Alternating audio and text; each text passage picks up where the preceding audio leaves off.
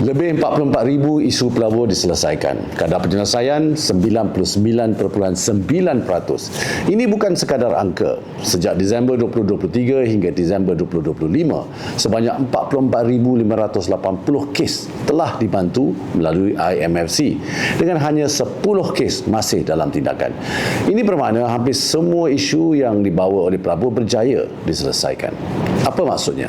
Apabila pelabur berdepan halangan, sama ada berkaitan utility, immigration, custom atau proses teknikal, IMFC akan menyelaras tindakan bersama 12 kementerian dan agensi utama. Pendekatan whole of government ini memastikan projek tidak tersekat dan pelaksanaan berjalan mengikut jadual. Dalam tempoh lebih 2 tahun, MIDA bukan sekadar meluluskan pelaburan.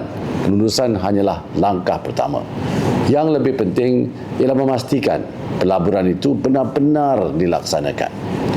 Sebab itu hari ini kita boleh lihat hasilnya. 90% projek pembuatan yang diluluskan pada tahun 2024 telah pun beroperasi.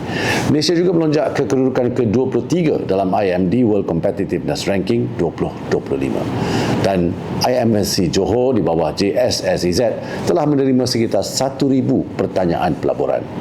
Pelabur hari ini tidak hanya menilai insentif, mereka menilai kecekapan sistem, kepastian dasar dan kepantasan penyelesaian. Akhirnya, matlamat kita jelas. Pelaburan bukan sekadar diluluskan. Ia mesti menjadi kilang yang beroperasi, pekerjaan yang berkualiti dan rezeki yang dirasai oleh rakyat. Itulah komitmen MIDA dan IMFC.